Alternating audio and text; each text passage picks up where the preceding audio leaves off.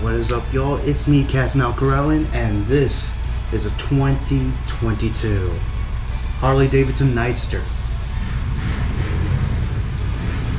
And we got this brand new with around $7,000-8,000. So yeah, let's take this bad boy for a ride.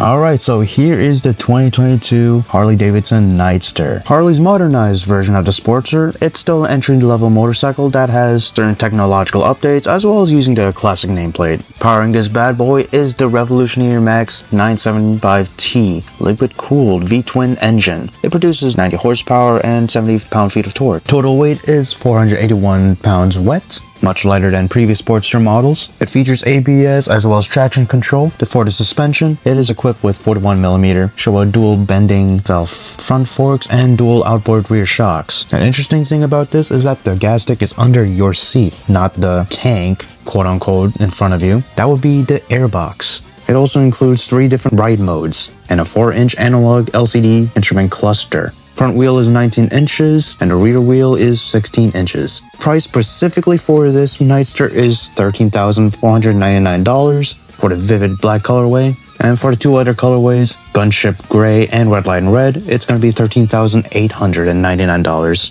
Now I think it's time that we check out the controls/features of this specific bike. Starting off with the instrument cluster. Of course, the main thing here is the speedometer. There's even indicator lights for your gear as well as certain maintenance issues. Do you also see that little wrench there? Apparently that means it needs to be serviced, and only in the Harley-Davidson dealership is where you can turn that off. At least that's what I researched. At the bottom, we get to see the RPM as well as our gas gauge and one of the 3 drive modes that we are currently on, along with some HD branding. Heading to the right handlebar, we have our front brake master cylinder reservoir. Just to the right of that, we have the control switch housing, which has the rotary switch acting as the ignition/run switch control, as well as the top button, which is the electric starter, of course, for running/starting the engine.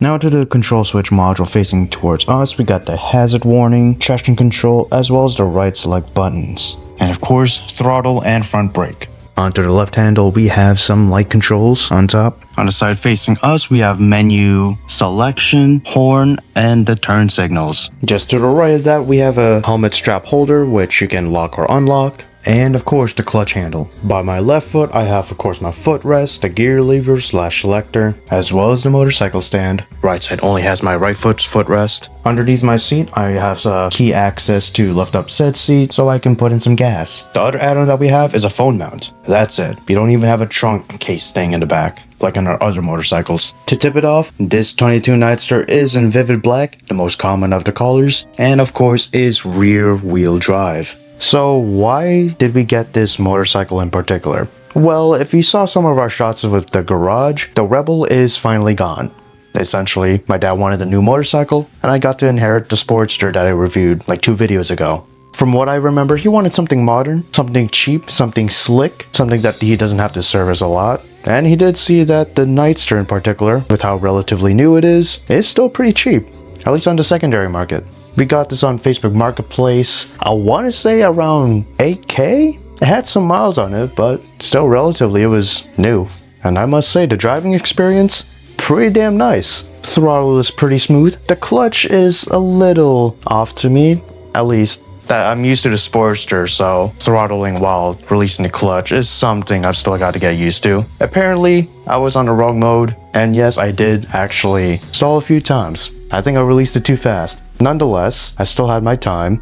I still think this is a good ride. Suspension, much better than on the Sportster. It's a more comfortable ride even in the sports mode. Turning, pretty nice. It is a little bit more thinner, I'll give it that too. And since the gas tank is essentially underneath me, the center of gravity is a little bit more lower to the ground if I'm correct, right? Engine noise, not as loud as the Sportster, I'll say that. Though one can say that it is not as annoying, nor will it get as grating as on the Sportster. Though, with how much I've been riding it, it's not that bad. The Nightster has its own distinct sound. I'll just say that. It just doesn't feel as out there, not as brash. I won't even say it was a little reserved. It's there.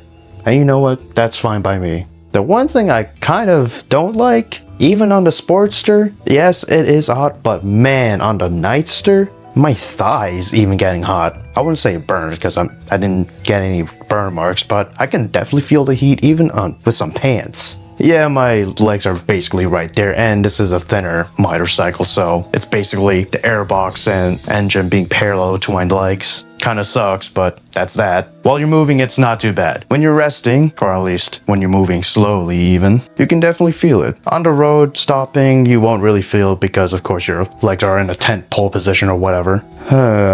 I did remember that my dad actually put on a heat shield. Someone helps, I'll actually say that. It's not as hot as I remembered it.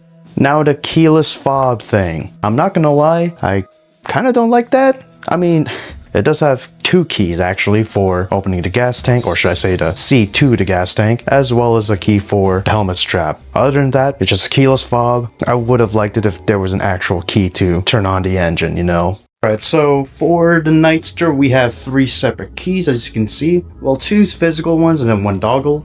So if you want to drive the Nightster, you're going to have the dongle with you, whether it's clipped onto you or clipped onto a motorcycle, on your bag. At least it's somewhere closer to the Nightster, because if you don't have it, well, you'll only go like a few meters, a few feet before it just shuts off completely. That's kind of like how most keyless vehicles are anyways, right? So it also will flash its lights if I'm correct. So I'm trying to put this far away as possible.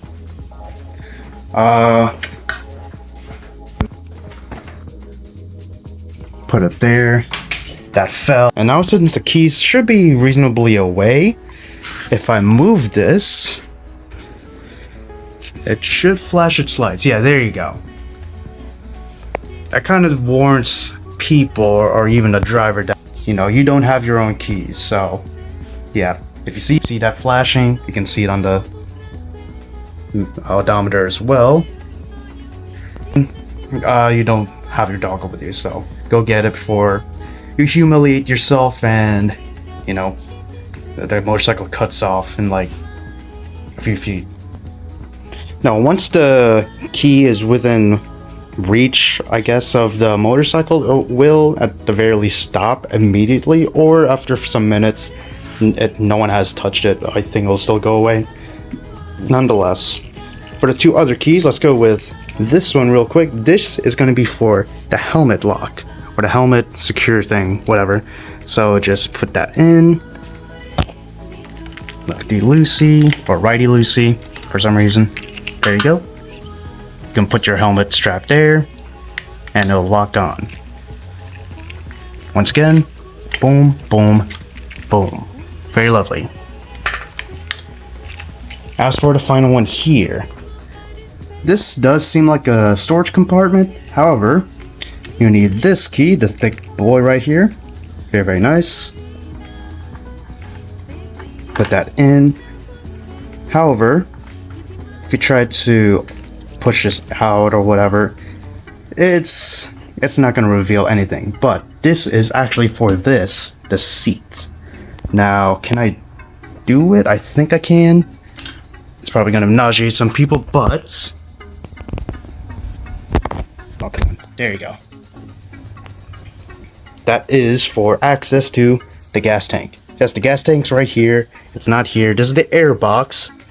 I think it's just to, if I'm correct, stabilize the ride or move the center of gravity down here. I think that's the reason. I don't remember off the top of my head, but ayo, it's something pretty neat. And then you can see it, the mechanism right there. Very cool. So yeah, those are the keys. Adding on to that, I'm pretty sure I said it earlier, but if I didn't, there is ABS, a traction control system as well, and a drag torque slip control system. As for the lighting on this motorcycle, it is all LED daymaker headlights, taillights, and turn signals to, of course, enhance visibility at night and make the rider more visible in general. As for the suspension, we have 44mm Showa dual bending valve forks to maintain tire contact with the road even on uneven surfaces, and the disc brakes are Brembo 320mm front, 260mm rear brakes. Very nice. Overall, I like this ride. Might not be more macho sounding or punchy as opposed to the Sportster that I reviewed 2 videos ago, the 2008 Sportster. Yes, it does sound more like a Harley, or at least that Sportster. But the Nightster, it's just a much more sublime ride to go through town in. It's not as heavy, and it is a little bit more evenly balanced, keeping you a better center of gravity. It's just a great ride to roam around in wherever you want to go. Cool to look at, classy, and somewhat inexpensive, at least for modern motorcycles. You might not be turning that many heads, however, you are saving a fair amount if you do decide to get this as your daily driver. I mean, shit, look at getting a car right now, a used one even. Absolutely apocalyptic to your wallet. Here, not that bad. Maybe it could be better if it was like 2018, but hey, this is the market now. And if you do decide to get this motorcycle, you're gonna have one hell of a time with it. Anyways, thank you all for watching, leave a like, love this episode, and I shall see you in whatever video you watch next channel, man.